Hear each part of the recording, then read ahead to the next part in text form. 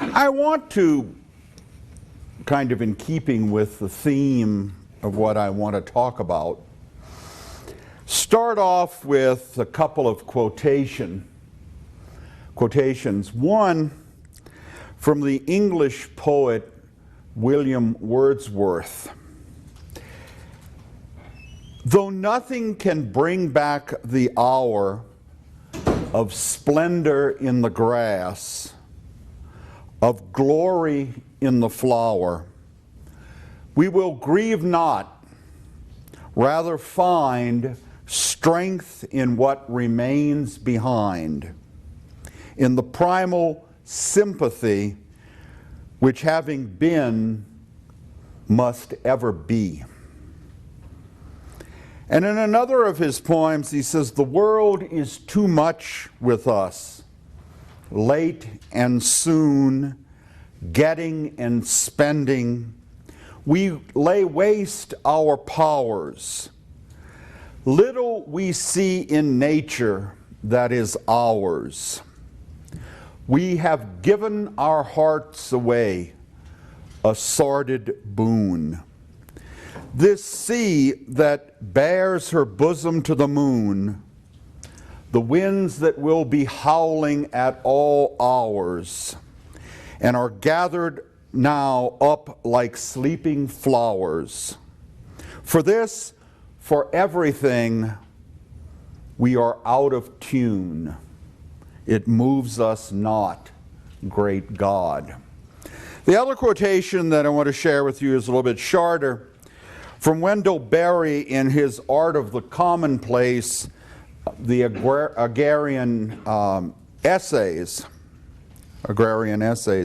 He said, the care of the earth is our most ancient and most worthy, and after all, our most pleasing responsibility.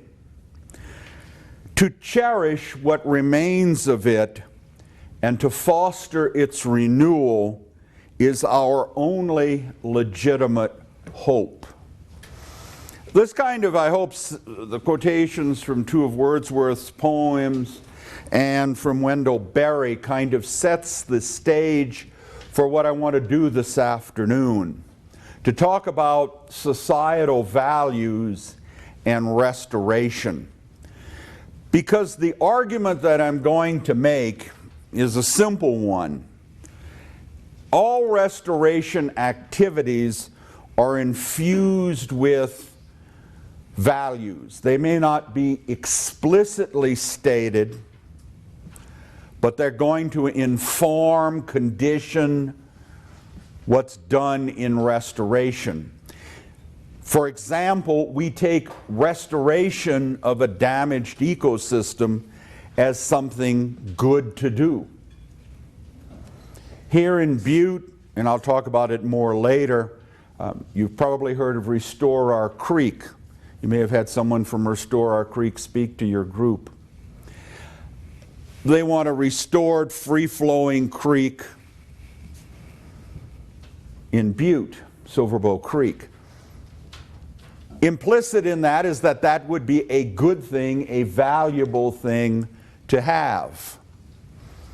Perhaps closer to home, Dr. Powell does a lot of work with native plants, using native plants on the caps in Butte.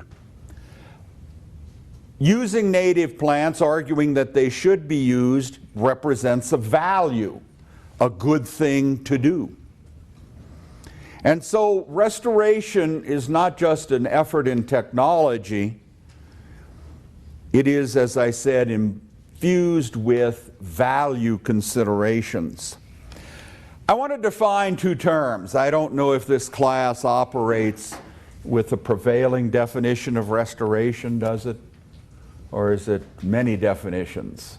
Well, we try to define everything, but within the restoration course, we actually deal with all the other terms too. Okay. But there isn't one overriding definition to which everyone agrees, is there? Or is there? No. Maybe, maybe not. But I want to give you one that I like, and why do I like it? It fits in with my topic. From Higgs, He said that restoration, that ecological restoration, is the total set of ideas and practices, social, scientific, economic, political, involved in the restoration of ecosystems. The other term that I want to define is restorative justice. Now, this term, restorative justice,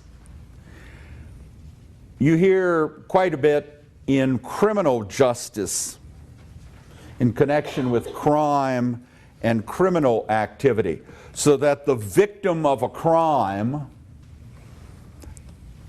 in seeking compensation, the goal is to make the person whole again if possible, to restore the balance or the equilibrium that existed before the harm was done.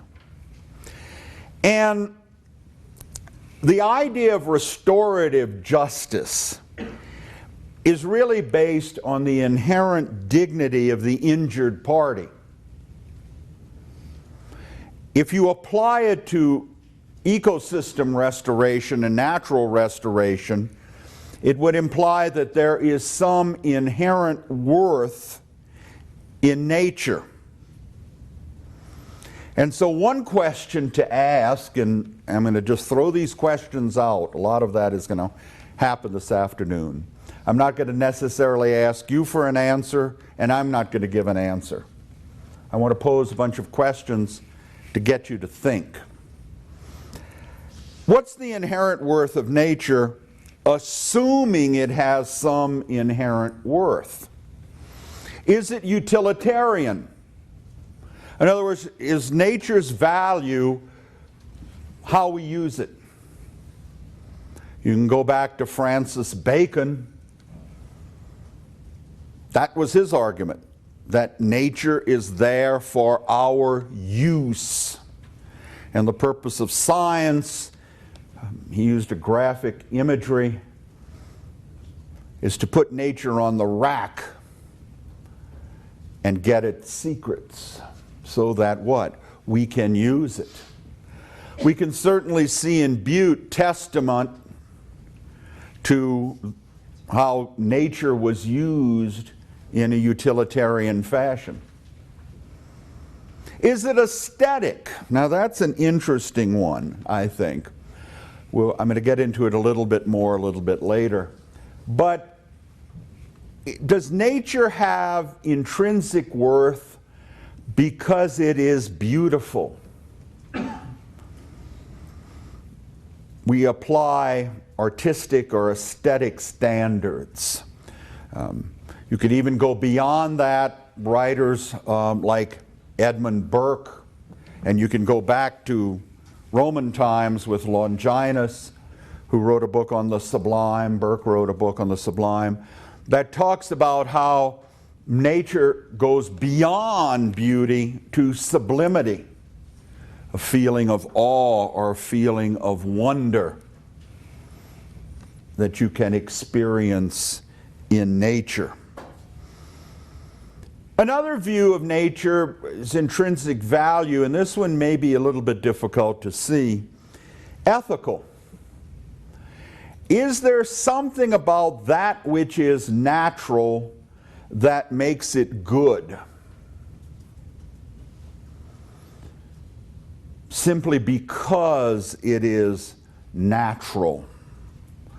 Whereas the unnatural would be bad. And do we somehow get an ethical sense out of nature? Can nature give us an ethic? If you read, I don't know if people read Emerson anymore in high school or in college, but in his little essay on nature, he talks about nature because of its connection with what he called the oversoul, being a fountain of our ethical principles, a grounding of our ethics. the lessons that we can learn from nature. Is the intrinsic value we see in nature psychological? Do you feel good when you're in nature? Is it uplifting to be in nature? Does it relieve stress?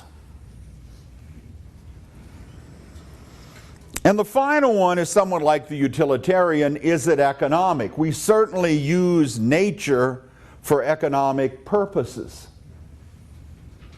Raw materials, natural resources. So the point I'm getting at is if you want to talk about the worth of nature,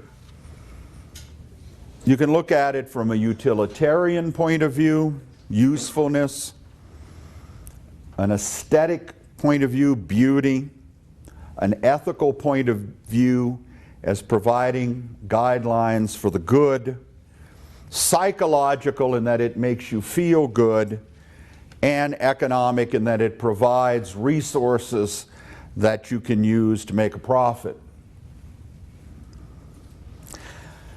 Black's Law Dictionary looks at restorative justice and gives this definition: the act of restoring, of making good, of making whole, or providing an equivalent. If you look at the Natural Resource Damage Program, its goal is to either restore the resource or find an equivalent. But the presumption is you reestablish a balance, a harmony, a situation that was disturbed by human activity. Of course, as I'm sure you've learned in this class, it's not always possible to make whole the damage that's been done to nature. If you look at the pit in Butte, that will never be returned and probably cannot be returned to the way that area was in 1885. It's damaged forever. We have lost an aquifer in Butte that's gone forever. So it's not always possible to make it whole. This notion of restorative justice, and why am I dwelling upon it? Because justice is a value, right? Most people would say that it's a good thing to be just. We differ in our definitions of what's just, but justice is considered a value. And this notion, there are all kinds of justice. We could talk about distributive justice, about how goods and services are distributed, and so forth. But in terms of restoration, this notion of restorative justice goes back a long way. 1750 BC. Nobody here was there. Hammurabi's Code in Babylon has a section dealing with restorative justice. Even before that, the Sumerian Code of 2050 BC talks about restoration and restorative justice. Mosaic law talks about restorative justice. Roman law, the Roman law of the 12 tables in 449 BC has a section on restorative justice. So the goal then becomes to establish, or not establish, sorry, re-establish ecological harmony that was disturbed. The goal is to re-establish balance and harmony within the system. An ecosystem, for example. The idea being that harm creates some obligation to repair. And also a point of restorative justice that I'll touch upon in a little bit that relates to ecological restoration is also the idea, and this comes again from the criminal, that those harmed should participate in fixing things. That the individuals who are harmed are stakeholders in the restoration process and should participate in it. So that if you're harmed by a crime, if you're looking at restorative justice from a criminal justice point of view, you should participate in figuring out what's the remedy that you want. Now, societal values, when they interact with restoration, there are three things we're faced with when societal values interact with restoration. First, scientific uncertainty. When we're getting into the area of restoration, or remediation for that matter, you cannot determine what will be done or what should be done or what will work with the same exactitude and certainty of a mathematical or scientific theorem. There's a lot of trial and error. When the caps were first put up in Butte, this was before you came, one study, it's too bad the people from EPA aren't here because they always go bananas when I use this.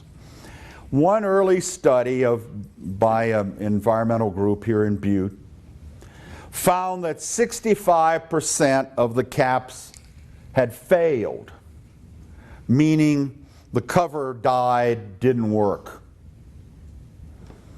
Why? Because they used the wrong stuff, they didn't have the wrong grass seeds and so forth, and they didn't have experience with it. It didn't work. It wasn't a moral failing on EPA's fault. They didn't get a sweetheart deal with the person that provided the seeds. It's just trial and error. Another thing when social values interact with restoration that we're faced with, and I've mentioned this before, all decisions are value-laden. And I'm going to make the argument which the scientist in here may object to. I don't know. Or maybe the engineers. Anytime you make a decision, there is a value involved. Because, and we can talk about this later, I'm going to try to leave time for questions, unless I'm so engrossed in what I'm saying that I forget. But you're used to college teachers. Decisions are made with a criteria for the decision. That's a value. If you look at Superfund in Butte, because the restoration NRDP is part of CERCLA, which is the Superfund law. One deals with remediation, one deals with restoration. Every decision that the agency makes is a value decision. I know, and I'm not disputing this, they say that, well, we base all of our decisions on good science. But within that, quote, good science, there are values. And every, historical scientist of any note, I'm thinking now of Newton, Galileo, Copernicus, Kepler, wrote little essays about the role of values in science. Just as Adam Smith wrote an essay about the role of values in economic decision making, even though he was supposedly the father of capitalism. The third area when societal values intersect with restoration that we're faced with is unrealistic expectations. Now, I'm going to throw this out and come back to it. Think of Restore Our Creek. as I said, didn't you have someone here from Restore Our Creek talk? Or are you going to? Oh, yeah, we had. You have, so you're familiar with that? Oh, yeah. Everybody. Okay, everybody knows about it. I'm going to throw this question out. I'm not going to give an answer myself, and I'm not going to ask you for an answer. I'm just going to ask you to think about it. Are the expectations underlying Restore Our Creek realistic?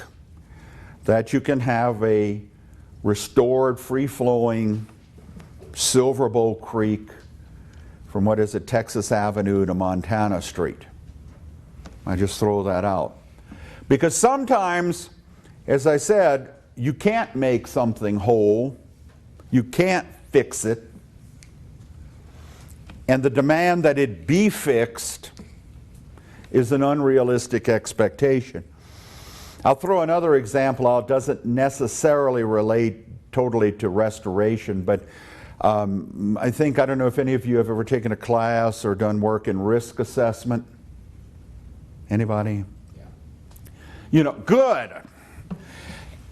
Risk is a function, in a sense, of likelihood of something happening related to severity if it happens. So, if you look at the risk of the sun going away, would be catastrophic.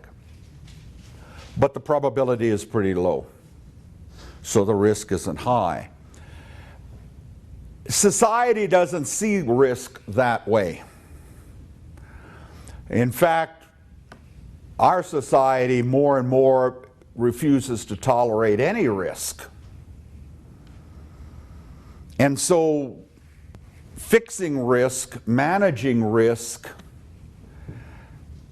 may fall prey to unrealistic societal expectations of doing that. And we see a little bit of that, I would say, in the discussion of managing the risk from the toxics of concern in Butte. All right. I want to move into some of the questions I want to throw out to you. This has all been ways sort of to get you start thinking. But I'm going to give you a bunch of questions that relate to this. First, why restore an ecosystem or environmentally damaged area? Why restore? Now, I'm going to be picky. I can give you an answer why remediate to protect human health. But once something is remediated to the point that human health and the environment's protected from further damage, why bother with restoration? Anytime you ask a why question, you're getting into values. What human values are served by restoration?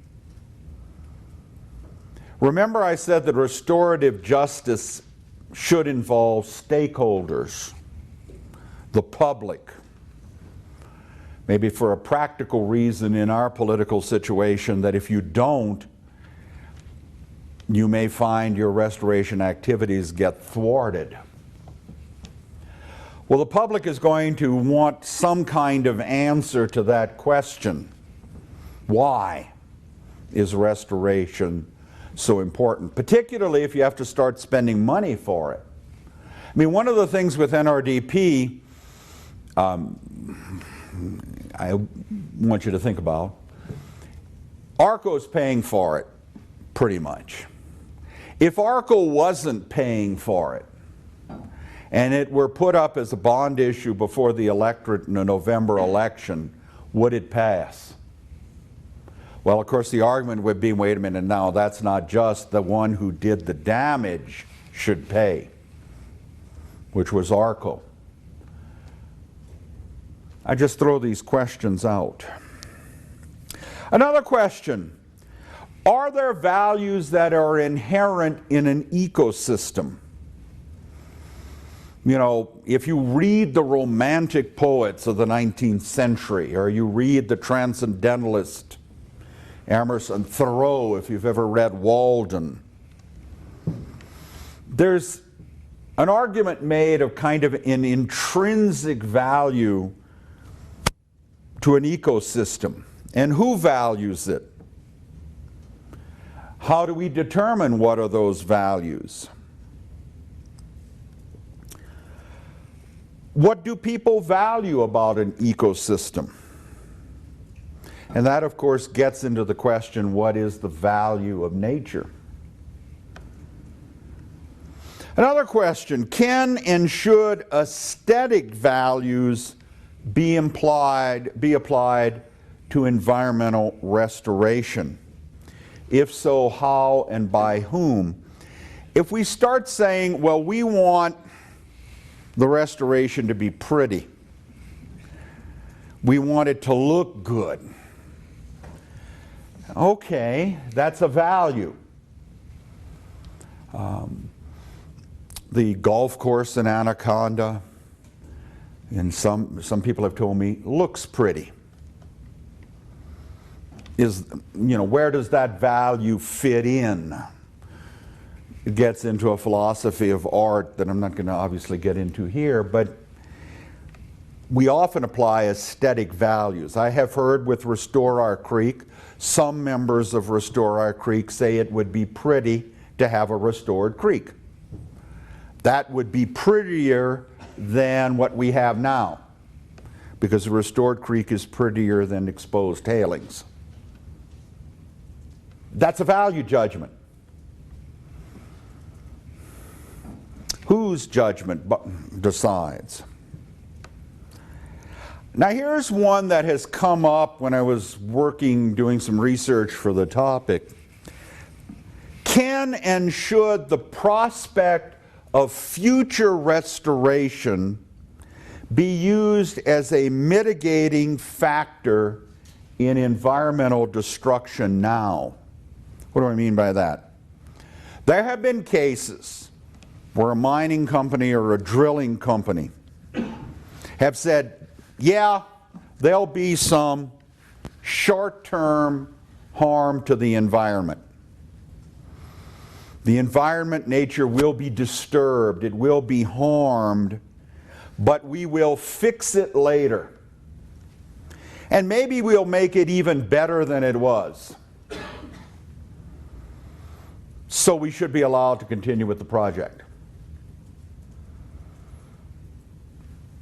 I've heard that argument made with golden sunlight when it was originally being proposed. Why worry about it? We'll fix it later. There is, to a certain extent, an arrogance, maybe based in human nature, that we can fix anything. I have a good friend of mine who is in nuclear waste disposal. And I had read, and I mentioned to him, what about the situation that, well, the containers that we're putting spent nuclear waste in now will not last as long as the radioactivity does. Don't worry, he told me. We'll come up with a fix. That faith in science and technology that nothing is beyond the ability of human beings to fix.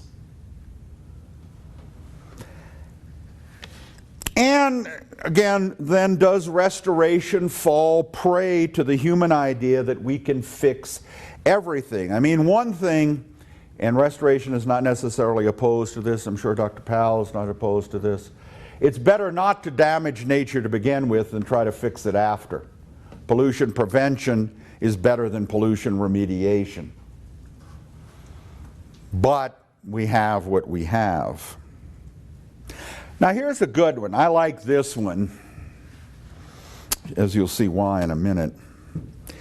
Is the product of restoration of lower value than the original?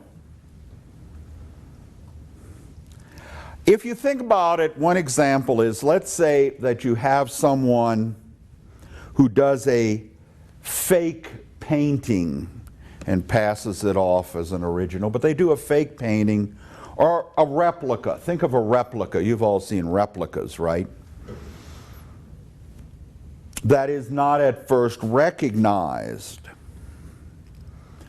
Why do we place more value on the original? You know, how often does somebody say, well, it's not the real thing? Disneyland, Disney World, Adventureland, and whatnot, that's not the real thing. The shark coming at you in Jaws, or what is it, Universal, that's not the real thing. The real thing, we usually say, has better value or more value than a replica or a duplication. I'll get back to that. What's the difference between replication and restoration? Will Restore Our Creek replicate a free-flowing stream, or will it restore one? I mean, why isn't Silver Bow Creek flowing now? What happened to it? Walked away?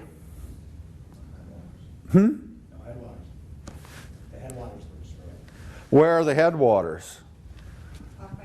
The pit. The pit screwed it up, and you're not going to get rid of the pit, so is Restore Our Creek going to be a replica or real restoration? And tie that in with the notion of what do we value.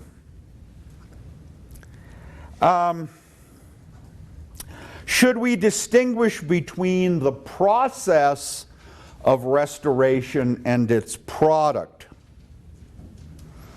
Let me get into this a little bit more. There are three, based on what I've read, generally three technical performance criteria related to restoration. One is structural replication in order to obtain ecological fidelity. Another is functional success, and a third is durability. Those would be measures of the end product of restoration.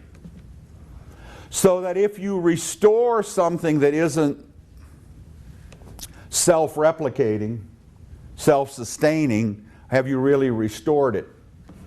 If you have to constantly be throwing little fishies into a stream or a lake, have you restored it?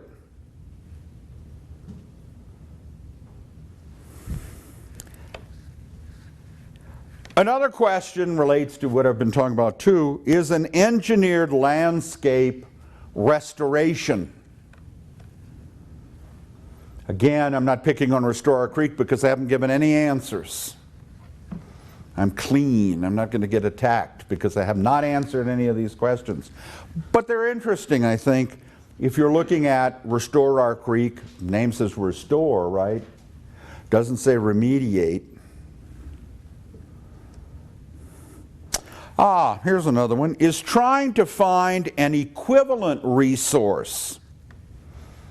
NRDP talks about that. Or equivalency. An example of human hubris. That we can determine what's the equivalent. Who determines that? You know, if a city determines that getting a new water system is desirable, was that the result of public input? What happens too, and I'm sure this you would run across if you're a professional person in this area. What happens when professional norms conflict with public norms? I'm sure you know, nobody believes anymore, that when you're working on an engineering project, you don't have to take the public into consideration. If it involves a political process, which restoration does, if it involves the expenditure of public funds, the public will be involved. And I've seen time and again with remediation, super fun, where the technical experts bemoan public involvement. I remember a number of years back when we were discussing the restoration of Butte priority soils on the Butte Hill. One of the people in the audience at the meeting asked the EPA person, "Do you value public input?" To which he responded, "Yes, we do, because we love to hear emotional data." The EPA official, this was in Ohio, said, "We had a pretty good decision going till the public messed it up." The public will mess it up, and maybe in a democracy, democratic decision making, where the experts have to hold their decisions up to public scrutiny, that's a good thing. Another one that's important to me when we get into restoration: how does restoration square with environmental justice? For example, in the restoration activities in Butte, and the remediation for that matter, have the low-income community, which is prevalent in uptown Butte, which constitutes an environmental justice community, in any meaningful way been involved? Have groups that are working on restoration reached out to the environmental justice communities in Butte? How should they affect restoration? I mean, are you restoring nature for nature's sake or for a human reason? If it's for a human reason, then maybe the humans ought to have some input. How do you bring stakeholders into the process, particularly when the different stakeholders have different interests? Also, how do you balance the restoration needs of future generations with the present? Is there assumption that if it's presently good, it'll be good for all time? And how does the public access in restoration decisions? I promised, and I want to use an example that kind of illustrates a number of these questions, the native plant issue. If you, I don't know if I brought it, I thought I did, but if you saw the poster, I've got one somewhere, here it is, for this talk, 3 sides of the 11th Street triangle, neighbors angry over restoration project. Have you read about that or familiar with what happened there? Where, I'm going to probably oversimplify, but in order to prevent stormwater runoff, to restore that area, native grass was used. And one of the local commissioner for that area, she said she was responding to her constituents' concerns, said, "Ho, wait a minute, this stuff is ugly. It looks weedy. What we really need is the kind of grass they have at the country club on the golf course." And that was a value issue. Now, I understand you can make a utilitarian argument for native species. They're more durable, they work better, and so forth. But on aesthetic grounds, I don't know, it was in the paper, so it got public attention.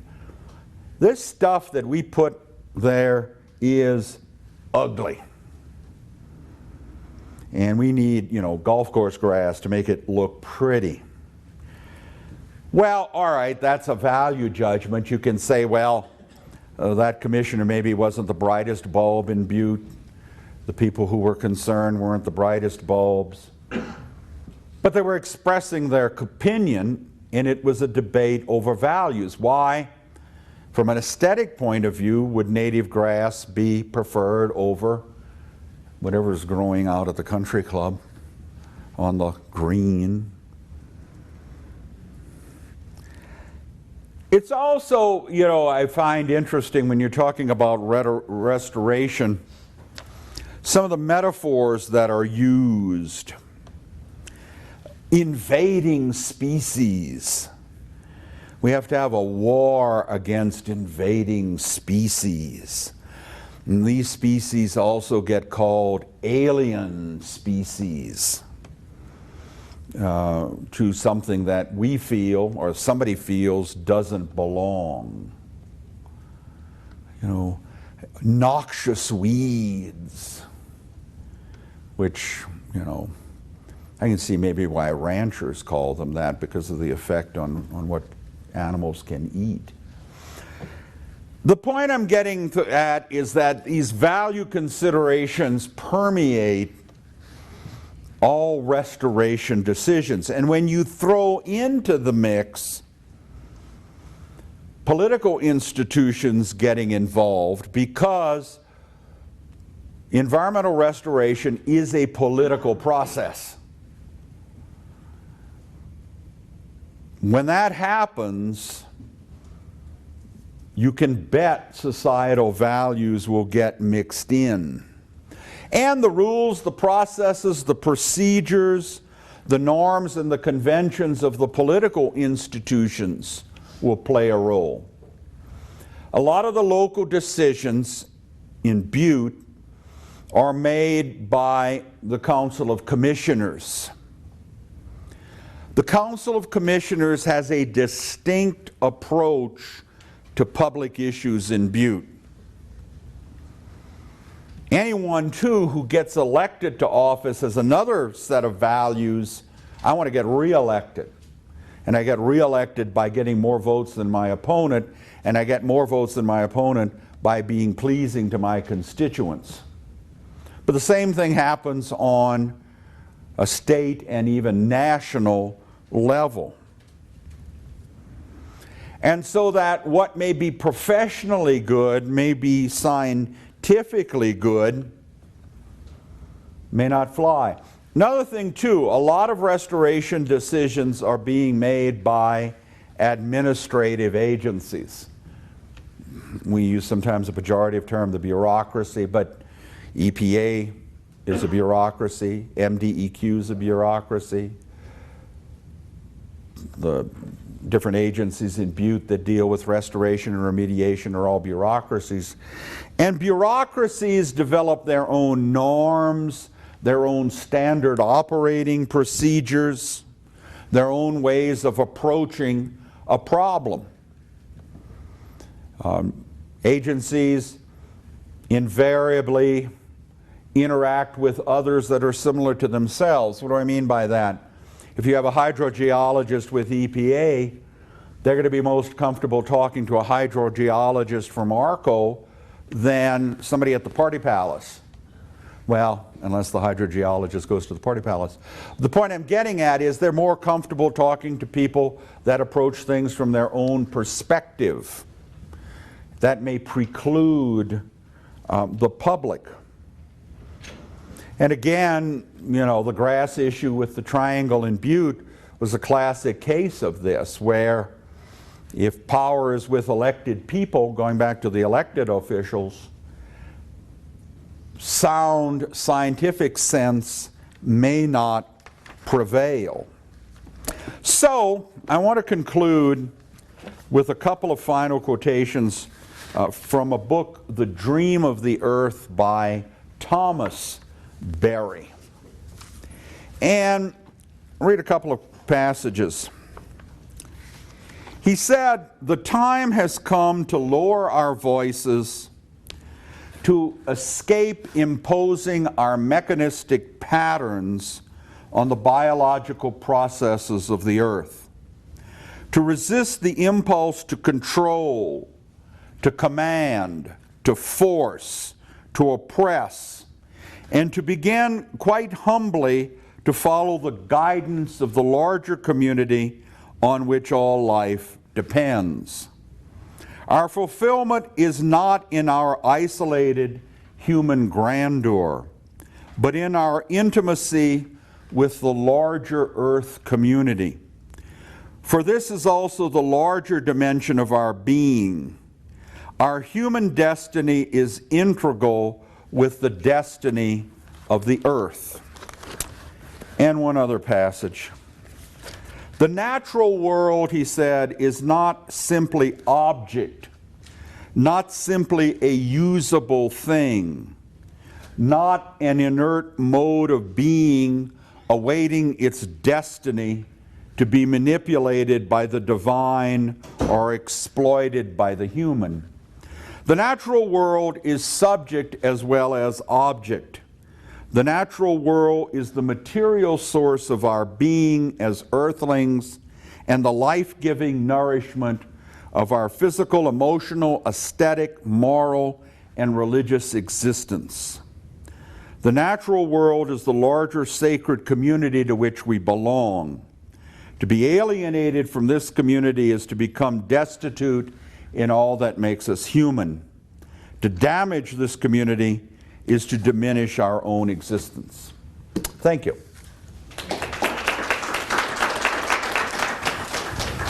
I don't know, what time does this end?